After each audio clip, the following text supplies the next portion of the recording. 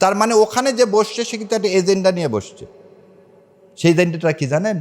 আচ্ছা, কে জিতবে বলে আমি মনে ভাবতেছি, আমি ভাবতেছি জামাত জিতবে। অতএব বিএনপির প্রতি আমি কি করব? বৈষম্য করব। আমি যদি ভাবি না, তারেক রহমান ফিরে আসছে, এখন হই হইকার, উনিই চলে যাচ্ছেন ক্ষমতায়, আমি ওনার বিরুদ্ধে মানে নিরপেক্ষতার আচরণ করে পরে আমি খাগড়াছড়ি ট্রান্সফার হব। One of the presiding officer আমাকে এই কথা বলছে, ভাই আপনি এই কাজ করলেন কেন? বলে আমার বাচ্চারা সব পরে ঢাকায়, ভাই আপনি কি ভাবছেন বিএনপি ক্ষমতায় আসতেছে, আমাকে তো খাগড়াছড়ি পাঠিয়ে দিবে। এখন এখান থেকে বাঁচার উপায় কি? বাঁচার উপায় একটাই, এই যেটা করতে পারে সেটা উন্মোচিত করে দিলেন। তাহলে পরের দিন এই নাটক করলে আর আমরা কেউ বিশ্বাস করব না। এবং ইনশাল্লাহ আগামী যে 12 ফেব্রুয়ারি এই ইলেকশনকে পাহারা দিতে হবে আমাদের, কারণ এটা হচ্ছে হাদির শপথ, এই রক্তের শপথ। এই রক্তকে যদি আমাদেরকে কি করতে হয়? উদ্ভাসিত করতে হয়, তাহলে গণভোটে হাঁ দিতে হবে এবং এই সব প্রেতাত্মাদের কি অপকর্মের জবাব দিতে হবে। তার মানে এই 36শে জুলাইয়ের যে মানসিকতা, আমাদের বিপ্লবের যে মানসিকতা, আমাদের রক্তের যে মানসিকতা, ওনার ট্রান্সফারের কাছে এর কোনো মূল্য নাই।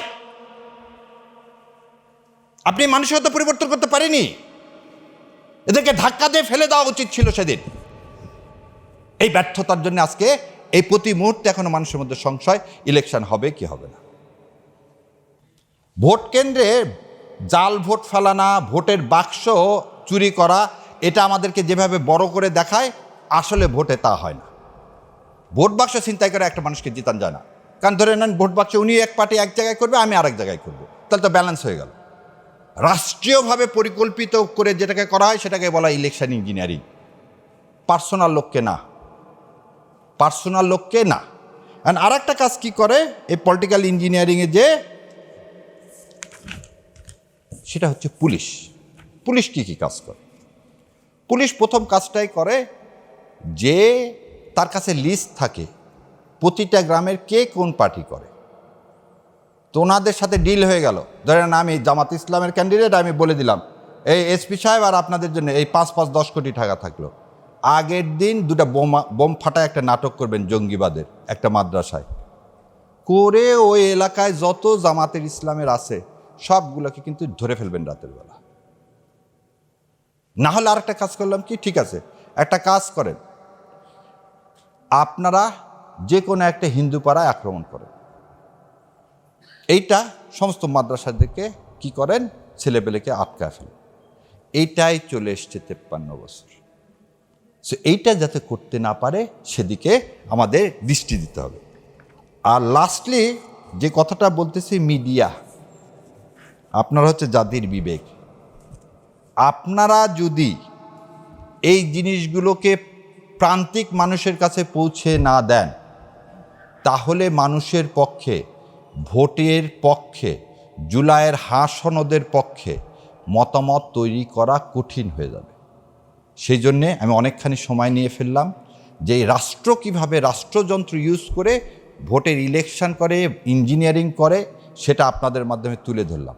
2001 সালে বিএনপি সিট পাইছিল 193টা, ভোট পাইছিল 2,28,00,000।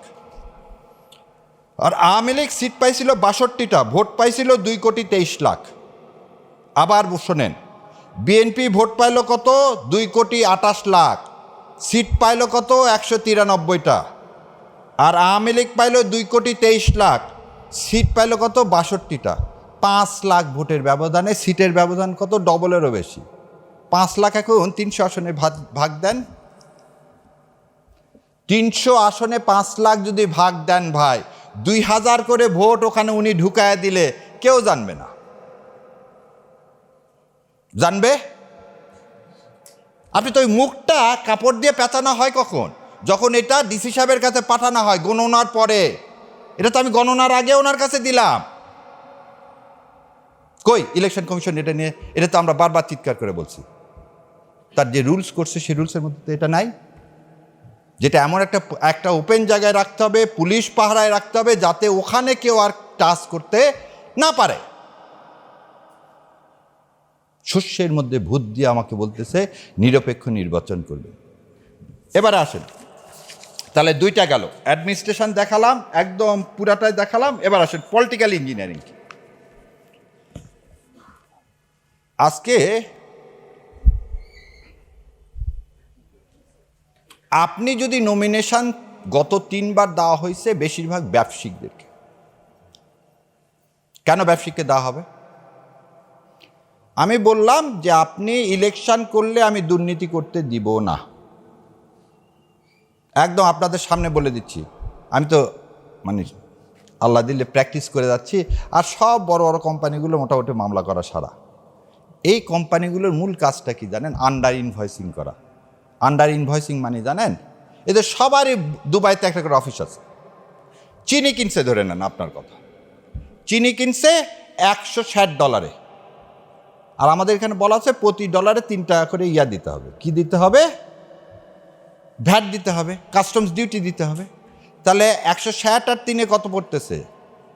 163। ও করতেছে কি, এই চিনিটাকে দেখাচ্ছে 120 টাকায়, তাহলে ওর উপরে এসে যাচ্ছে 1.5 টাকা হচ্ছে কি ট্যাক্স। তাহলে ট্যাক্সটা কি করতে হলো? অর্ধেক। তাহলে আমি ট্যাক্সটা পেলাম কত? অর্ধেক কম। এটা করে ওর লাভ কি? এটা কমায় তা আমাদের লাভ হচ্ছে যে চিনির দাম তো কম হবে না, মার্কেটে নিয়ে এসে কিন্তু ওই যে দামে 163 টাকায় বিক্রি করার কথা ছিল সেই দামে বিক্রি করতেছে। এইটা হচ্ছে একটা অসৎ। আর একটা অসৎ কাজ, আরেকটা অসৎ কাজ হচ্ছে যেটা 2 টাকার জিনিস সেটা 5 টাকা দেখায় নিয়ে আসে। যেমন তার একটা প্রমাণ দিই, ইভিএম মেশিন আছে না, ইভিএম মেশিন করতে খরচ হয়েছিল 22,000 কোটি টাকা। আজ পর্যন্ত এগুলো একটা কোম্পানির খুঁজে পাওয়া যায়নি, আর এই সমস্ত কোম্পানির টাকা জয় ভাইয়ের কাছে চলে গেছে, একদম এলসি খুলে চলে গেছে। টাইগার আইটি নামে একটা কোম্পানি, সেই কোম্পানির মাধ্যমে এই 22,000 কোটি টাকা চলে গেল। এবং এই কোম্পানির কর্ণধার হচ্ছে জয়। তাহলে এই যে ব্যবসায়িকের কথা বললাম, খুব দুঃখ নিয়ে বললাম, 71 টিভি সবচেয়ে বেশি ড্যামারেজ করছে গত 15 বছর। এবং 71 টিভির মালিক কে জানেন? মেঘনার মোস্তফা সাহেব পারে না তো তারেক জিয়া সেদিন পায়ে যায়, পা ছুঁয়ে চুমু খাওয়ার মতো অবস্থা। কেন? কারণ তিনি তো ওই অপরাধী। তাই কি ধরলেন আপনি গত 18 মাসে?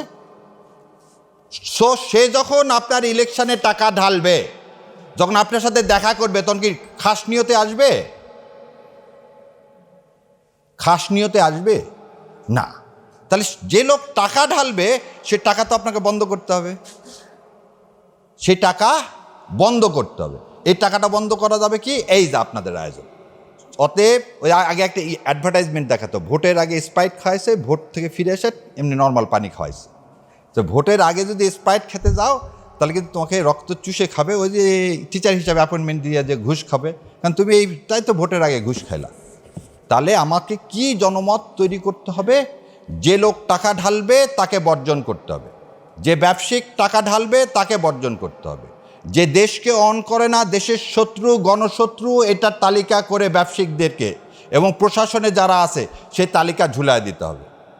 তবেই না ইনশাল্লাহ এদেশে ওনারা কোনো খারাপ কাজ করার সুযোগ পাবে না।